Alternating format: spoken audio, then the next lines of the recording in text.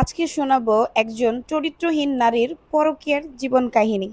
আমি সুমি, আমার বয়স মাত্র 17 বছর। দেখতে বেশ সুন্দর ছিলাম।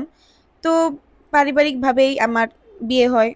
ছেলে অনেক সুন্দর, শিক্ষিত, ভালো জব, নিজের ব্যবসা ছিল। এজন্য দেখতে ভালোই ছিলাম, সুন্দর টুন্দর, এজন্য তাড়াতাড়ি বিয়ে দিয়ে দেয়। তো যাই হোক, আমারও ছেলেকে খুব পছন্দ হয়েছে আর আমার স্বামী আমাকে খুব ভালোবাসতো। আমিও তাকে খুব ভালোবাসতাম। সংসার করলাম। 1 বছরের পর আমাদের একটা বাচ্চা হলো। তো বেশ ভালোই ছিলাম। তো আমার স্বামী নিজের ব্যবসা ছিল, কাপড়ের দোকান ছিল যেহেতু, অনেক রাত করে বাড়ি ফিরতো। মাঝে মধ্যে দেখা যায় এত পরিমাণ চাপ থাকতো, ঈদের সিজন রমজান মাস আসলে বাসায় আসতেও পারতো না। যদিও আমার শ্বশুর শাশুড়ির সাথেই থাকতাম, কিন্তু রাতের বেলা তো যে যার রুমে চলে যেত, আমি তো একা থাকতাম। আর আমার ছেলে, আমি একাই আর কি থাকতাম। আর আমার স্বামী একাই, ওনার ভাই বোন কেউ নাই। সেহেতু আমি খুব আদরেরই ছিলাম ঘরে বউ হিসাবে।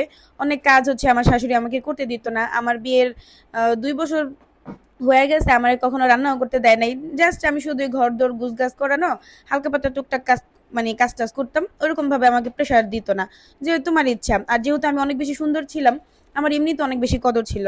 তো যাই হোক, সবকিছু মিলিয়ে জিলে খুব ভালোই দিন কাটতেছিল। তো একদিন আমার স্বামী কাজে মানে এত পরিমাণ চাপ, প্রায় সময় রাত্রে উনি আসতে পারতো না বাসায়। তারপরে অনেক লেট করে আসতো, মানে আমাকে আর কি সময় একটু কম দিত। কিন্তু যে দুজনের মধ্যে খারাপ সম্পর্ক এই জন্য তা না, ব্যবসার কাজে উনি অনেক বেশি ব্যস্ত থাকতো, যে কারণে আমার সাথে ওরকম ভাবে সময় দিতে পারতো না। কিন্তু ফোনে 2-3 মিনিট করে আর কি একটু পরপরে ফোন দিয়ে খোঁজ খবর নিত, যে আমি কি করতেছি, বাচ্চা কি করে, এই আর কি। তো হঠাৎ করে একদিন কারিগর আইসা বললো যে ভাইয়া তো আজকে আসবো না রাত্রিবেলা, ভাবি আপনারে বলছে ভাইয়া খাওয়া দাওয়া করে শুয়ে পড়তে। তো আমিও ফোন টোন দিয়ে কথা টথা বলে শুয়ে পড়ছি। তো আমার বাচ্চা ঘুমাই গেছে, আমার শ্বশুর শাশুড়ি সবাই ঘুমাইতেছে। তো আমার হঠাৎ করে মনে হইলো, মানে আর আমার স্বামী আমাকে অনেক বেশি বিশ্বাস করতো। আর বিয়ের আগে আমি কখনোই ফোন চালাই নাই, মানে টাচ ফোন কখনোই চালাই নাই, অ্যান্ড্রয়েড। তো আমার বিয়ের পর আমার স্বামী আমাকে মোবাইল কিনে দিছে।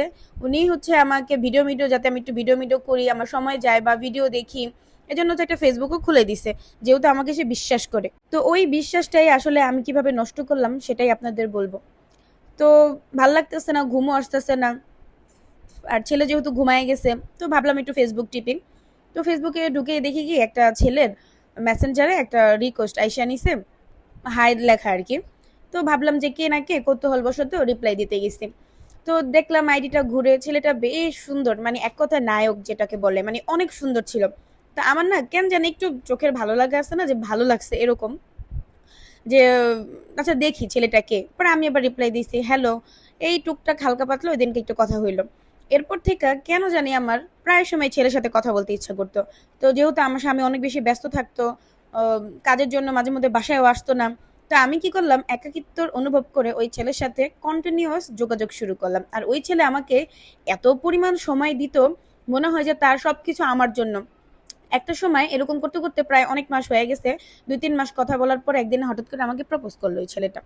প্রপোজ করলো।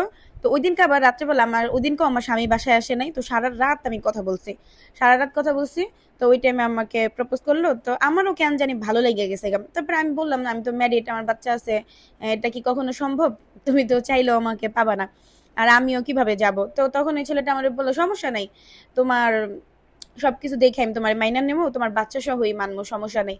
কিন্তু তখন আমি বললাম যে না, আমি যদিও আসি আমার বাচ্চা নিয়ে আসবো না, বাচ্চা রেখে আসবো। আমি যদি আসি তোমার কাছে, আমি একা আসবো। মানে আমি এতটাই উন্মাদ হয়ে গেছি ওর প্রেমে পড়ে, যে আসলে আমার কোনো হুঁশ নাই। আমার এত মানে সুখের সংসার, আমি যে মানে ভাঙ্গা দিতেছি, বা আমার স্বামীর এখানে কোনো দোষ নাই, আমাকে এত বিশ্বাস করে আমাকে সবকিছু মানে ব্যবহার করতে দিতেছে, তারপরেও আমি এত বিশ্বাসঘাতকতা করতেছি, এটা আমার তখন মাথায়ও আসে নাই। আমার শুধু মনে হইতেছে যে ওর সাথে থাকতে পারলে, ওর কাছে যাইতে পারলে মনে হয় আমার ভালো লাগতো। এর মধ্যে আমরা লুকায় লুকায় কয়েকবার দেখাও করে ফেলছি, আমাদের ফিজিক্যাল রিলেশন পর্যন্ত মানে হয়ে যায়। তো এর জন্য আমি মনে হয় বেশি উইক হয়ে গেছি।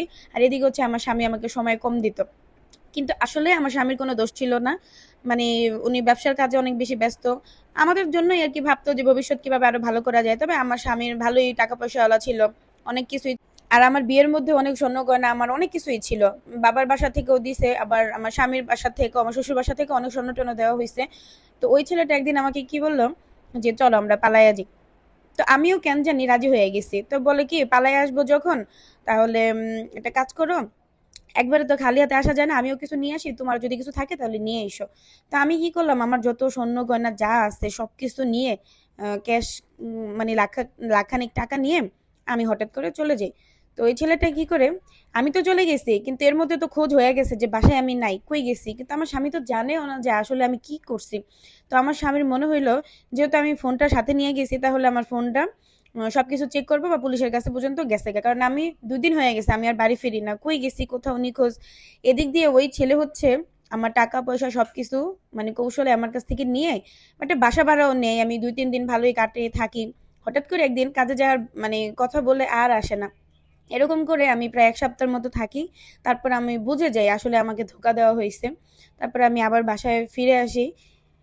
কিন্তু আমার স্বামী আমাকে কিছুই বলে নাই, সবকিছু জেনে বুঝে আবার মেনে নিয়েছে।